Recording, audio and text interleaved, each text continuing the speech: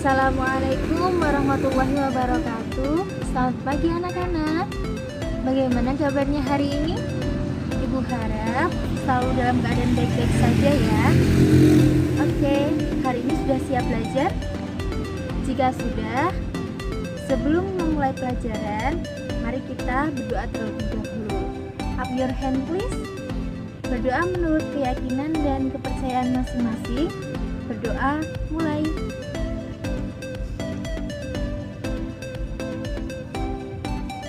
Berdoa selesai. Amin. Anak-anak, hari ini kita akan mengulas kembali materi di pertemuan sebelumnya. Jadi, kita sudah membahas apa kemarin? Ya, membahas salah satu sumber energi, yaitu matahari. Matahari memiliki banyak sekali manfaat untuk makhluk hidup. Salah satunya adalah untuk mengeringkan padi, mengeringkan baju, mengeringkan ikan, dan juga untuk membuat garam. Dan masih banyak lagi loh anak-anak. Dan untuk hari ini kita akan belajar sumber energi yang lain. Ayo, kira-kira ada yang tahu nggak hari ini kita akan belajar apa? Iya, betul sekali. Jadi hari ini kita akan belajar tema 2, selalu berhemat energi. Subtema 1, sumber energi dan pembelajaran kedua. Kita hari ini akan belajar tentang air, energi air. Oke. Anak-anak, aktivitas apa sih yang sering kita lakukan? Ya, makan. Yang kedua, minum, mandi, bermain. Oke, tentunya masih banyak lagi ya aktivitas kita. Baik, kita ambil 2 contoh dari aktivitas kita. Seperti saat kita minum air dan mandi. Saat kita minum air atau mandi, kita membutuhkan apa ya? Iya, benar sekali, kita membutuhkan air. Nah, kira-kira air itu termasuk sumber energi atau tidak ya? Untuk mengetahui jawabannya, yuk simak penjelasan berikut. Oke, kita lihat di bacaan itu tertulis apa ya? Ya, energi air. Air merupakan salah satu sumber energi. Dari sini bisa kita simpulkan ya bahwa air adalah salah satu dari sumber energi. Tubuh kita membutuhkan air untuk beraktivitas. Tidak hanya manusia, tumbuhan dan hewan juga membutuhkan air loh. Selain untuk diminum, air juga kita gunakan untuk memasak, mencuci, mandi, dan lain-lain.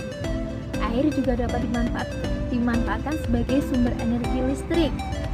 Salah satunya dengan memanfaatkan kincir air, sehingga akan menghasilkan apa anak-anak? Iya, menghasilkan pembangkit listrik tenaga air atau biasa yang disebut dengan PLTA. Nah, anak-anak, coba lihat gambar berikut. Di situ ada gambar apa saja ya? Iya, di situ ada gambar 2 orang sedang melakukan aktivitas. Yang satu sedang mandi dan yang satu sedang minum. Kedua-duanya sama-sama membutuhkan air bersih ya. Sekarang ibu mau tanya sama kalian, kira-kira apa mereka bisa mandi tanpa air? Dan kira-kira apakah mereka berhak untuk menggunakan air? Berhak atau tidak ya? Dan jawabannya, kita tidak bisa mandi tanpa adanya air. Dan air merupakan hak untuk kita gunakan. Jadi setiap makhluk hidup itu berhak mendapat dan menggunakan air bersih. Selain hak, kita juga memiliki kewajiban loh. Kira-kira apa aja ya kewajiban kita? Tapi sebelum kita mengetahui kewajiban-kewajiban tersebut, kita akan belajar tentang pengertian dari hak dan kewajiban itu sendiri. Ada yang tahu tidak apa sih hak dan kewajiban itu?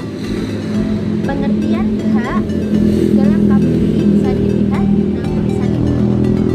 Hak adalah sesuatu hal yang benar, milik, kepunyaan, kewenangan, kekuasaan untuk berbuat sesuatu karena telah ditetapkan dalam undang-undang dan sebagainya.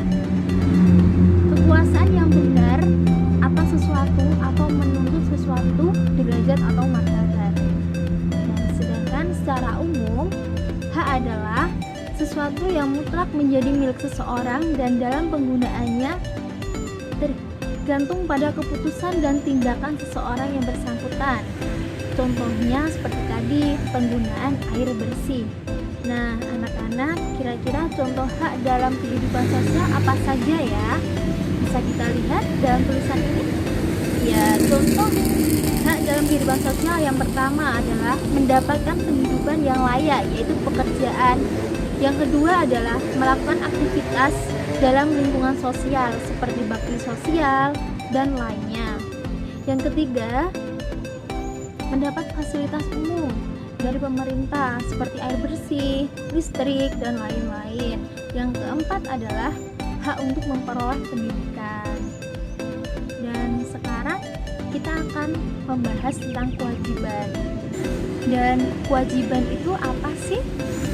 Dalam Kamus Besar Bahasa Indonesia, kewajiban adalah sesuatu yang diwajibkan atau sesuatu yang harus dilakukan. Sedangkan secara umum, kewajiban adalah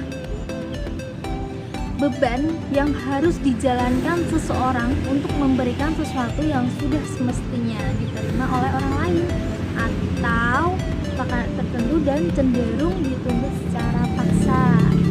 Untuk contoh-contoh kewajiban sendiri ada beberapa ya, kita sebutkan 5 saja. Yang pertama, mempunyai kekuasaan dalam bidang tertentu sehingga bisa mendapatkan pekerjaan yang layak. Yang kedua, membantu orang yang membutuhkan. Seperti ketika ada orang yang membutuhkan, kita membantu sesuai dengan kemampuan kita. Yang ketiga, menghemat penggunaan listrik dan air bersih. Yang keempat, menggunakan telepon umum sesuai dengan kebutuhan. Dan yang kelima adalah ikut serta menjaga fasilitas umum. Bagaimana, Nana? Seru bukan materi kita hari ini? Sekarang kita akan mengulas kembali kira-kira apa saja sih materi kita hari ini. Ya, tadi kita sudah belajar sumber energi yaitu air, dan air memiliki banyak manfaat bagi kehidupan manusia. Salah satunya adalah untuk mencuci, untuk mandi, untuk masak, untuk minum, dan juga untuk PLTA atau pembangkit listrik tenaga air.